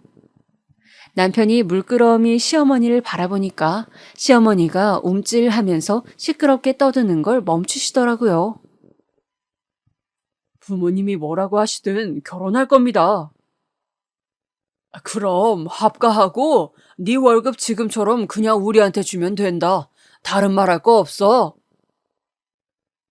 다른 말 할 거 없이 제 돈은 제 거고 제 인생도 제 겁니다. 시아버지의 호통에 남편이 단호하게 딱 잘라 말했어요. 사실 남편도 그렇게 물렁한 성격만은 아닌데 그간 뭐가 옳은지를 아예 모르고 있었던 거였거든요. 시아버지와 시어머니는 난생 처음 보는 남편의 모습에 너무 놀랐는지 말을 잃은 채로 쳐다보고 계셨고 저는 속으로 만족스러워했죠. 시어머니와 시아버지는 아예 저와 남편이 설득의 여지가 없다는 사실을 알자 손을 떨면서 조금 있다가 의논하자고 하셨고 저와 남편은 의논할 일 없다고 매달 용돈은 저희가 정하는 만큼 드릴 거고 저희는 결혼할 거라고 하고 나와버렸어요. 그렇게 한 결혼이었어요. 시부모님은 그때 저희가 그렇게 말한 이후로 다시는 거기에 대해서 말씀을 하지 못하셨어요. 아마 평생 얌전하게 순종적이던 아들이 난생 처음 대들었던 것이 충격이었는지도 모르겠어요. 아마 저를 엄청 욕하셨을지도 모르죠. 나쁜 며느리년이 들어와서 아들 버릇 다 망쳤다고요. 하지만 그런 덕분에 저희는 합리적인 선에서 시부모님께 용돈을 드리고 저희 살림을 꾸려나갈 수가 있었어요. 남편의 월급은 많지도 적지도 않은 평균적인 수준이었기에 열심히 아끼고 모아서 정말 서울 외곽에 그럭저럭 낡고 작은 아파트를 사고 아이들을 키울 수가 있었지요. 겨울에 난방 덜 틀려고 집안에서 두꺼운 스웨터를 입고 슬리퍼를 신고 지내는 생활이 아주 익숙했죠. 저희는 아이들도 근검절약하는 생활을 익혀놓는 것이 좋다고 생각해서 어릴 때부터 그런 식으로 교육을 시켰어요. 하지만 시아주버님네는 전혀 그런 생활과 거리가 멀었어요. 시아주버님네는 아이들을 전부 조기 유학을 보냈는데 사실 애들이 공부도 못하고 버르장머리가 너무 없어서 유학이라도 보내면 좀 나을까 싶어서 보냈다더라고요. 시아주버님과 형님은 요즘 애들은 어려서부터 영어 공부를 시켜야 나중에도 행세를 할 수 있다면서 아이들 교육에 큰 열의를 보이지 않는 저희를 어리석다면서 비웃었어요. 저희는 좀 어이가 없었지만 그냥 그러려니 했어요. 아이들 교육이야 부모들 권한이고 저희가 뭐라고 할 건 아니었으니까요. 다만 저희한테 어찌나 잘난 척을 하는지 사실 좀 속에서 열불이 날 때가 많기도 했긴 했어요. 조카들이니까 그냥 참고 있는 거지 그 애들 사건 사고 칠 때 옆에 있던 저한테 전화해서 미주알 고주알 말하면서 자기가 죽겠다고 했던 걸 형님은 완전히 잊어버린 것 같더라고요. 이런 시댁이니까 요즘 사람들 같으면 다시는 안 본다고 하는 사람도 있었을지 몰라요. 하지만 저희는 좀 고지식한 부부라서 그래도 우리가 사람돌이는 꼭 해야 한다는 편이었죠. 그래서 시부모님이나 시아주버님 부부에게 큰 소리 내지 않고 계속 우리가 할 수 있는 부분들을 하려고 노력했어요. 좀 무리한 걸 요구하더라도 그냥 우리가 할 수 있는 한도 내라면 그냥 하는 쪽으로 결정하고는 했죠. 어차피 가족관계는 우리 마음대로 끊어낼 수 있는 것도 아니고 혈연관계니 저희가 할 도리는 해야 우리가 마음이 편하지 않겠어요? 나중에 우리가 할 말도 있고요. 하지만 아무리 생각해도 시부모님이나 시아주버님네는 남편이나 저를 완벽한 호구로 아는 것 같더라고요. 재산은 죄다 시아주버님네에 주면서도 계속 효도는 저희한테 요구하는 걸 보면 뻔했지요. 그러던 어느 날이었어요. 그날은 한 달에 한 번 시댁에 가서 식사를 함께 하는 날이어서 저희 부부가 가서 또 여러 가지 일을 봐드리고 있었지요. 저는 당연히 식사 준비를 거의 혼자 하고 있었고 남편은 여러 가지 보일러며 하수구며 손을 보고 있었어요. 그때 시아주버님네가 시댁으로 들어왔죠. 시아주버님네는 한 달에 한 번 규칙적으로 오는 것도 아니고 자기네 내킬 때나 자기네가 필요한 때만 오기 때문에 매달 마주치는 건 아니었어요. 그런데 들어오는 시아주버님의 얼굴이 좀 어둡더라고요. 엄마, 아빠, 나 이번에 돈 좀 주셔야 해요. 아니, 무슨 일이냐? 얼마나 필요하길래 그래? 2억이요. 뭐? 2억? 네, 아빠 그 정도는 여유 있으시잖아요. 내가 무슨 돈이 있냐? 지난번에도 분명히 말했지 않느냐? 그때 준 5천이 우리 여윳돈 전부라고. 그럼 이거 주택담보로 대출 좀 받아서 줘요. 2억은 충분히 나올 거 아니야. 이 녀석아, 그럼 우린 그거 못 갚으면 길바닥에 나가 앉으란 이야기냐? 그럼 이 아파트 팔아서 그 돈으로 우리 2억 주고 나머지 돈으로 빌라 사서 나가시면 되겠네. 이 녀석아! 시아버지는 시아주버님의 말에 이번에야말로 정말 화가 난 것 같았어요. 하지만 시어머니는 혹시라도 시아주버님이 혼이 날까 무서운지 안절부절 못하면서 두 사람 사이에서 어쩔 줄을 몰라 했지요. 그때 남편이 그 사이로 끼어들었어요. 형, 이 아파트 시세 몰라? 2억 형한테 주고 나면 부모님 빌라도 못 가셔. 그럼 전세나 월세라도 살면 되잖아. 나도 오죽급하면 이러겠냐? 아니, 여태까지 형이 가져간 게 대체 얼마인지 알아? 그 돈 다 어쩌고 이러는 거야. 야, 월급쟁이가 뭘 알아. 사업하는 사람은 가끔 돈이 묶이면 융통이 안 되어서 돈이 급하게 필요하기도 하고 그런 거야. 그럼 돈 풀리고 나선 갚았어야지. 대체 여태 가져가기만 하고서 이번에는 부모님 길바닥에 나앉게 하려고 그러는 거야? 도련님이 뭘 몰라서 그러는 거예요. 온실 속 화초로 사업 한번 안 해본 분은 몰라요. 사업이 얼마나 힘든지. 형님이 부드럽게 달래듯이 말하는데 오히려 그 말이 더 기분이 나쁘더라고요. 저는 입을 다물고 있었지만 슬슬 화가 치밀어 오르고 있었어요. 그때 시아버지가 이마를 짚고 있다가 이내 시아주버님에게 말했어요. 그만하고 이리 들어와라. 너하고 첫째 아가 너만 들어와라.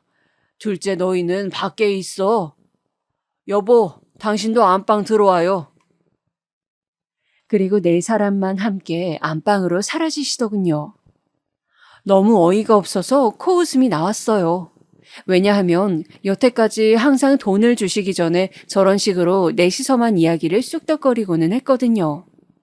이번에도 또 돈을 주기는 하겠더라고요. 그런데 이번에는 정말 금액도 크고 자칫하면 시댁 부모님이 있을 집조차 잃을 수 있겠다는 생각이 들었어요. 나 이번에 일 잘못되어서 시부모님 거리에 나앉아도 안 모셔, 알지? 저는 시댁 거실에 선 채로 남편을 흘끗 쳐다봤어요.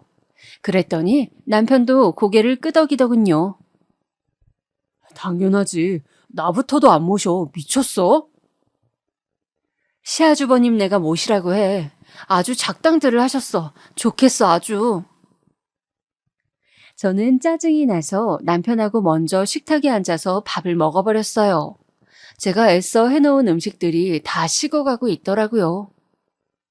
한참 후에 안방에서 나온 시부모님과 시아주버님네의 표정은 상반되었어요. 시부모님의 표정은 결코 밝다고 하지 못할 표정이더군요. 아마 이번에도 돈을 주면 절대 받지 못하고 자칫하면 진짜 거리로 나앉을 수도 있다는 사실을 깨달아서였겠죠. 그리고 시아주버님네는 이번에도 성공했다는 듯 아주 해맑고 기뻐 보였어요.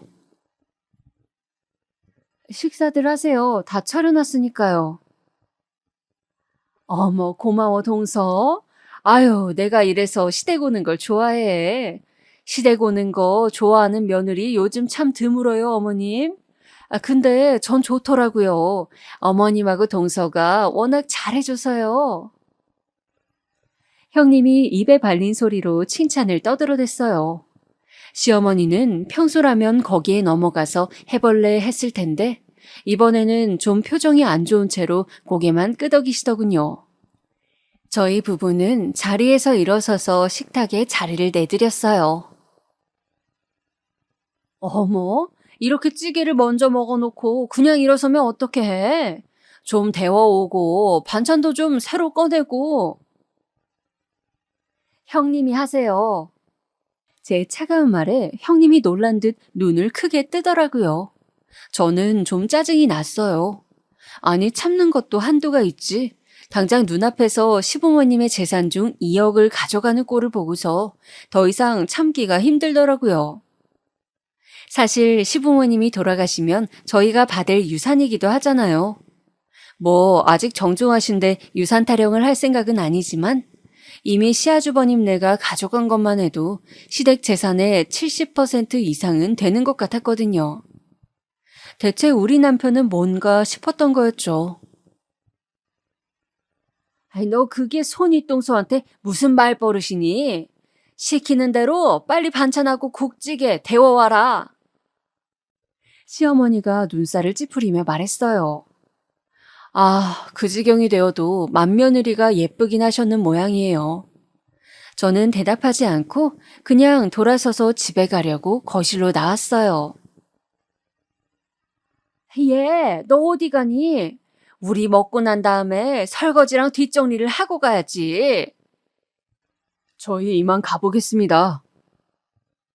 그 말에는 남편이 자르고 들어오면서 인사를 해버렸어요. 시아버지와 시어머니, 시아주버님 네 명이 어처구니 없다는 얼굴로 저희를 쳐다보고 있는데 뒤도 안 돌아보고 나와버렸지요.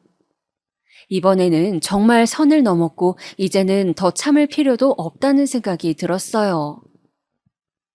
우리 부부는 차에 탄 채로 어이가 없어서 한숨을 쉬었어요. 시아주버님네의 행동 패턴은 너무 일정했지요. 시부모님한테 와서 사업이 힘들다면서 난리를 치고 그 다음에 돈을 가져간 다음 갚지 않은 채로 몇 달에서 몇 년 호의호식하다가 돌아와서 다시 또 사업이 어렵다면서 난리를 치는 패턴이요. 집에 가니까 시어머니한테 전화가 오고 형님한테도 전화가 왔지만 아예 안 받았어요. 난생 처음 저와 남편이 동시에 반항 아닌 반항을 한 거였으니 어처구니도 없었겠죠. 저는 그렇다 치고 이번에는 숙이고 들어갈 마음 같은 것도 없었기 때문에 당연히 그냥 무시를 했어요. 그래도 며칠이 지난 뒤에 처음으로 시어머니의 전화를 받았을 때 시어머니가 전화에 대고 소리를 지르셔서 저는 말로 좋게 설명을 해보려고 애썼어요. 어머님, 제가 화가 나겠어요, 안 나겠어요?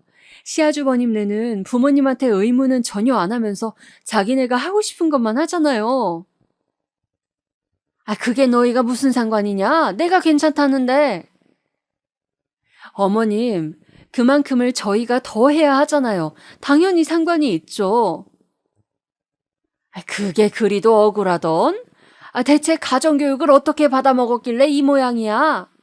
여태 너가 다른 건 다 못나고 잘못해도 시부모한테 순종적인 거 하나는 괜찮다고 여겼는데. 가정교육이요?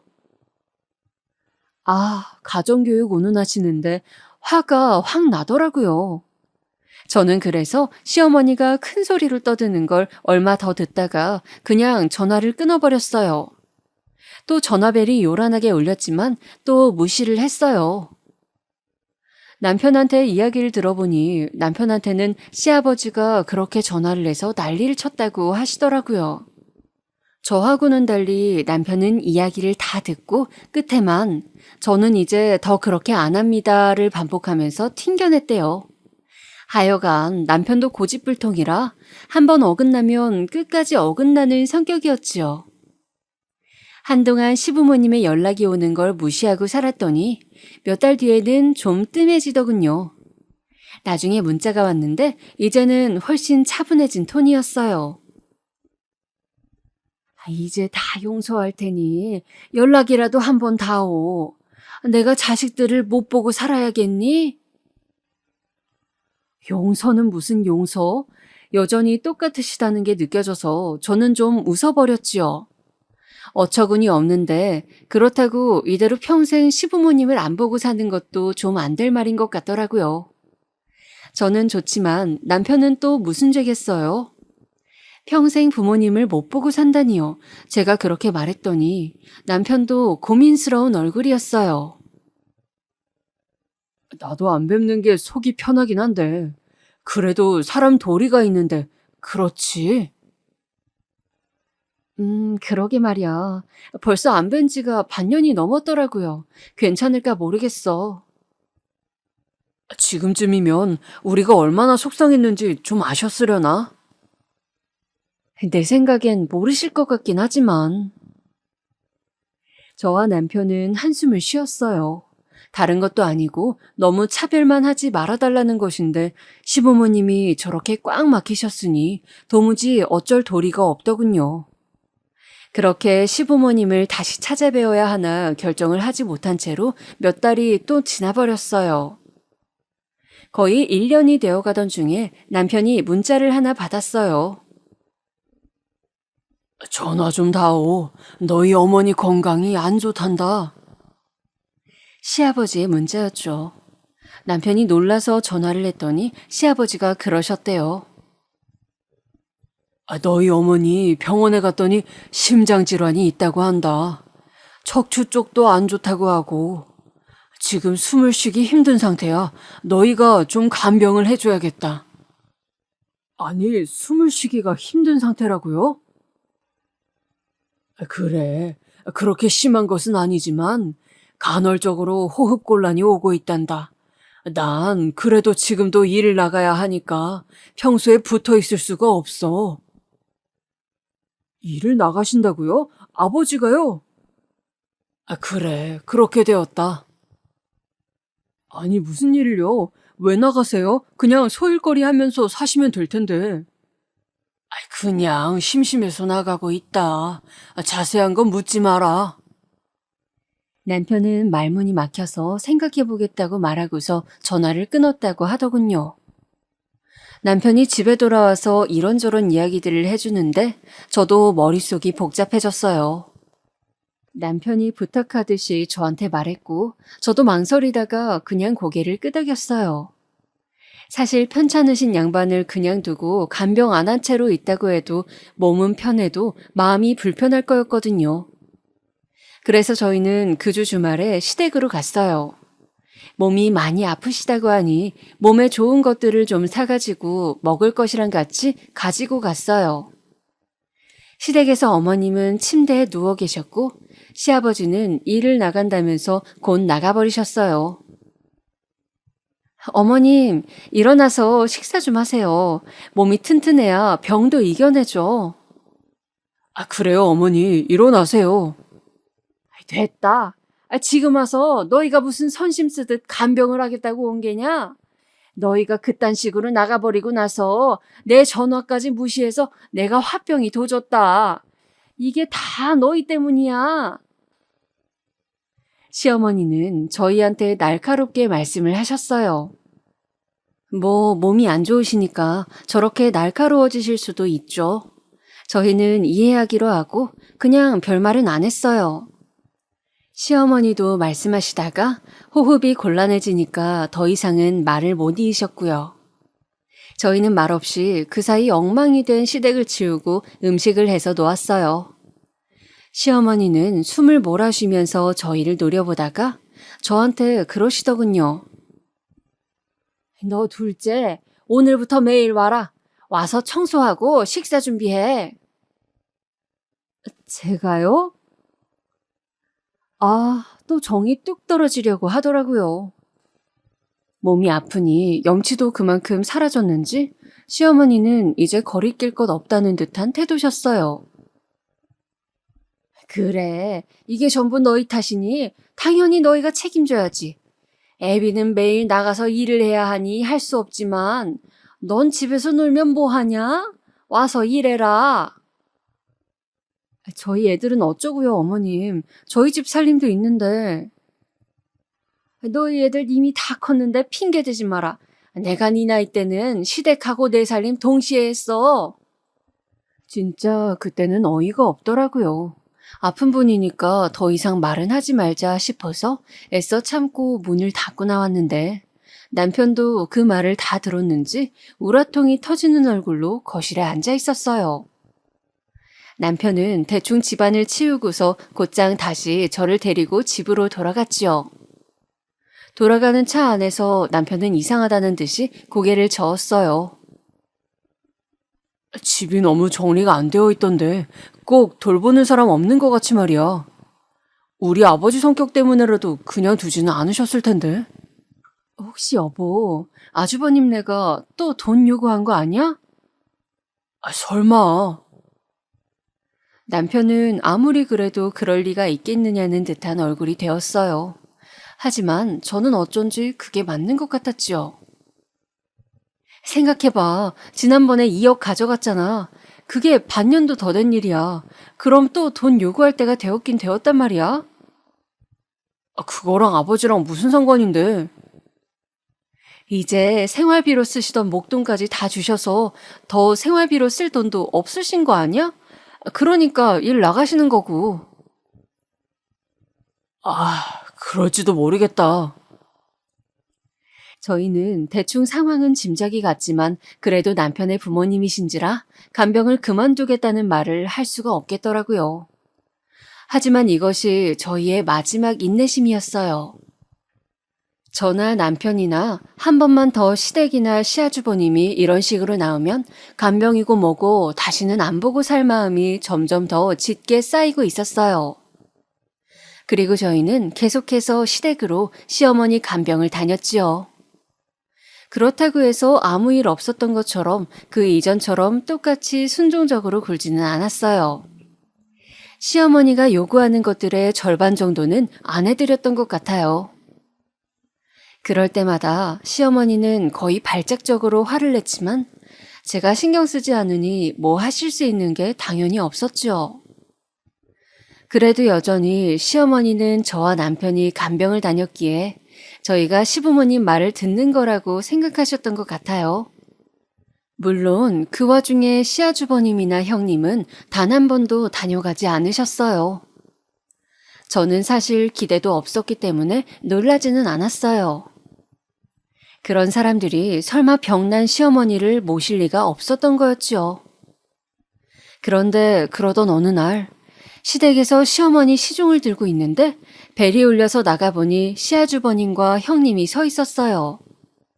두 사람 손에 과일 바구니가 들려있는 것을 보고 저는 이 사람들의 뜻을 눈치챘지요. 또 돈 모자라서 달라고 왔구나 하고요. 그때는 시아버지도 집에 계시는 저녁 시간이어서 시아주버님과 형님이 온 것을 보자 굳은 얼굴을 하고 나오셨어요. 네 어머니한테 전화로 이야기한 거 나도 들었다. 일단 안방으로 들어오너라. 아니, 또다시 그 패턴이었어요. 그렇게 당하셨으면 전 당연히 문전박대에서 내쫓을 줄 알았는데 말이에요. 그때 시댁에는 남편이 없고 저 혼자 있었는데 어떻게 해야 할지를 모르겠더라고요. 시아주버님과 형님은 저한테 인사를 하는 둥 마는 둥 하면서 들어가 버렸어요. 형님이 지나치면서 한마디 비웃듯이 하기는 했네요. 고생하네 동서. 효심이 지극해서 동네 사람들이 칭찬하겠어 아주. 네, 그동안 한 번도 안 오시더니 오늘 오셨네요. 내가 그동안은 바빴어서 말이야. 사업하는 사람이라는 게 그렇거든. 형님은 피식 웃으면서 시아주버님을 따라서 들어갔어요. 안방에는 시어머니가 누워서 쉬고 있었으니 또다시 저를 제외한 그 네 사람이 모여서 쑥덕거리고 있는 거였지요. 저는 참을 수가 없어서 집에 있는 남편에게 전화를 해서 곧 오라고 했어요. 남편은 곧장 달려와서 대략 30분 뒤에 시댁에 도착해서 급히 들어오더라고요. 제가 턱으로 안방을 가리키자 현관에 있는 신발 숫자와 맞춰본 남편은 얼굴이 일그러졌어요. 사실 남편 입장에서도 얼마나 화가 나겠어요. 마누라 입장 생각해서 열심히 비위 맞춰서 어머니 간병까지 책임지고 있는데 이제 정말 마지막 남은 집까지 털어서 형한테 죄다 주려고 하니 말이에요. 바로 그때 안방문이 열리고 시부모님과 시아주버님 내외가 나왔어요. 시아주버님 내는 허리를 굽실굽실하면서 연신 인사를 하더라고요. 내가 정말 가진 거 다 털어서 널 주는 거다. 우리 사는 집까지 말이야. 그때 형님이 비웃음을 걸친 채로 저를 쳐다보더라고요. 하지만 아버님, 걱정 안 하셔도 되잖아요. 효심 깊은 둘째 아들하고 며느리가 있으신데 말이에요. 너무 어처구니가 없어서 순간 말이 안 나오더라고요. 시아주버님과 형님은 저희 눈치를 쓱 보더니 저희 얼굴이 울그락불그락하니 재빨리 인사하고서 도망가듯이 나가버렸어요. 그러더니 시어머니가 갑자기 저희를 안방으로 들어오라고 하시더군요. 시아버지는 속이 답답하다면서 담배라도 피겠다고 나가버리셨어요. 아마도 면목 없는 자리를 피하기 위해서가 아니었을까 생각해요. 그리고 시어머니는 안방에 앉아서 저희를 바라보셨어요. 너희 우리하고 합가해야겠다. 네? 전 정말 귀를 의심했어요. 저는 그래도 시어머니가 저희한테 어떤 상황인지 설명하려 부르신 줄 알았거든요. 그런데 시어머니는 아무런 이야기 없이 저희한테 일방적으로 통보하고 있었어요. 내가 아프니 너도 간병하러 오가기 힘들지. 집을 합쳐서 사는 게 도리다. 기말할 거 없이 우리가 너희 집으로 들어가서 살 거다. 당장 한 달 안에 옮길 거니까 그렇게 알고 안방 비워둬라. 어머님! 순간 기가 막히고 코가 막히더라고요. 그리고 순식간에 상황 파악이 되었어요. 시아주버님은 또 사업이 어쩌니 저쩌니 하면서 돈을 달라고 한 거였겠죠. 이미 이 아파트를 담보로 해서 내준 돈도 다 날려먹고 말이에요. 그런데 더는 그냥 줄 돈이 없으니 아파트를 팔아서 시아주버님에게 주고 부모님 두 분은 저희 집으로 들어오겠다 이 말이었어요. 저는 너무 기가 막혀서 코웃음이 나오더군요. 어머님, 시아주버님이 또 돈 가져가신대요? 또 달라고 하시던가요? 제가 처음으로 시아주버님 돈에 대해서 말한 거였죠. 시어머니는 그 말을 듣고 안색이 시뻘겋게 변하더니 꽥 소리를 지르셨어요. 그래, 장남이 집안 일으키려고 사업한다는데 부모된 사람이 그 정도도 못 해주겠니? 며느리인 너는 그런 문제에 입대는 게 아니다. 어디서 버릇없이? 아니, 이제는 재산 나눠주시는 거에 대해 뭐라고 할 때가 아니네요. 이제 다 날려먹고 저희 집에 들어와서 사시겠다고요? 들어와서 그 다음은 뭔데요? 우리 집 담보로 잡혀서라도 시아주버님네 주자고 하시게요? 이 버릇없는 것이? 그래, 네 남편이 동생이니까 형 하는 일에 돈 좀 대주는 것이 도리다. 여태까지 도리도 안 하는 걸 모른 척 해줬더니 이젠 이런 소리를 해. 나 참, 그래서 합가해서 우리 집 안방에 들어 누우시겠다고요? 그래, 이미 결정된 일이니까 쓸데없는 소리 하지 말고 집 치워둬라. 당장 한 달 안에 집 비우고 너희 집으로 들어갈 거니까. 우리 사는 동안 너희 애들 조용히 시켜. 어차피 애들 성인 되면 다 독립시킬 거 아니냐? 20살 애들이 뭘 한다고 독립을 시켜요. 어차피 공부도 잘하는 애들이라 서울 안 대학 갈 거고 그러면 집에서 다녀야지. 아무튼 우리 모시고 사는 동안 불편함 없게 해라. 왜요? 월에 한 500 들고 오시게요? 뭐야? 월 500 정도 주시지 않는 이상은 저 못 모신다는 말이에요. 500도 진짜 너무 허란 값이네. 그래도 그게 최대한일 것 같으니 이 정도로 해드릴게요. 그 말을 들은 시어머니는 몸을 부들부들 떨면서 저를 노려보았어요. 하지만 저는 그게 제 진심이었고 사실 월 500 준다고 해도 저 시부모님과는 같이 못 사는 게 맞았으니 물러서지 않고 노려보았죠. 시어머니는 갑자기 눈을 피하더니 울먹이기 시작했어요. 서럽구나, 서러워. 세상에, 나이 먹어서 몸 아픈 것도 서러운데 이제 자식 며느리가 박대까지 하다니. 돈 없으니 부모 대접도 못 받는 게 이게 정말 맞는 거냐? 너희가 어쩌면 이렇게 매정하게 부모를 내칠 수가 있니?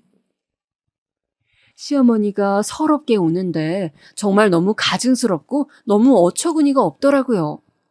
아니, 그 오랜 시간 저희가 그렇게 애써서 노력한 것은 싹 다 무시를 해놓고서 저희한테 얹혀가려고 합가를 하려고 하다니 그거 거절했다고 완전히 개망나니 자식 취급이라뇨.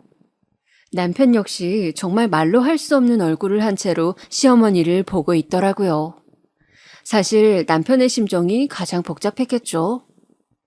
잘하면서도 계속 차별을 받아온 당사자이기도 하고 그럼에도 계속 부모님께 사람된 도리는 하고 살려고 노력했던 사람이기도 했으니까요. 저는 남편이 너무 안쓰러워서 가슴이 아팠어요. 시어머니는 저보다는 그래도 남편한테 기댈 수 있다고 생각했는지 남편을 보면서 울더군요.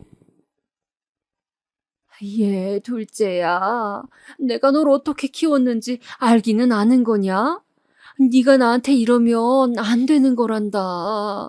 내가 널 어떻게 키웠는데 정말 내 이 두 손으로 네 기저귀 갈고 너 밥해 먹이면서 키웠는데 이 어미가 늙었다고 이렇게. 합가 원하신다고요? 그래서? 그래, 자식이 부모를 모시고 사는 게 뭐가 문제냐? 당연히 해야 할 일 아니었니? 왜 형이 안 모시고요? 꼭 장남이 부모를 모셔야 한다는 법이 어디 있니? 요즘 세상에 그런 건 없다. 지금 너희가 가장 상황이 좋으니까 같이 살자는 것뿐이야. 남편은 그 말에 헛웃음을 흘렸어요.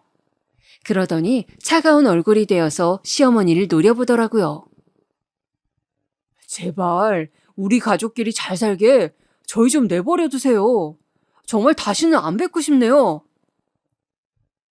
뭐라고? 시어머니는 그동안 순종적이던 남편이 하는 말에 충격을 받은 듯 얼굴이 실룩거렸어요. 다시는 안 뵐 수 있게 어딘가 저 멀리로 꺼져 주시라는 말씀이에요. 이 아파트 팔아서 형한테 줘서 어머니 아버지가 길거리에 나앉든 말든 저하고는 아무런 상관이 없는 일이니까요. 그걸 저한테 책임지라고 하지 마세요. 전 이제 할 만큼 했으니까. 남편은 저보다도 더 매몰찬 말투로 말하고 자리에서 일어섰어요.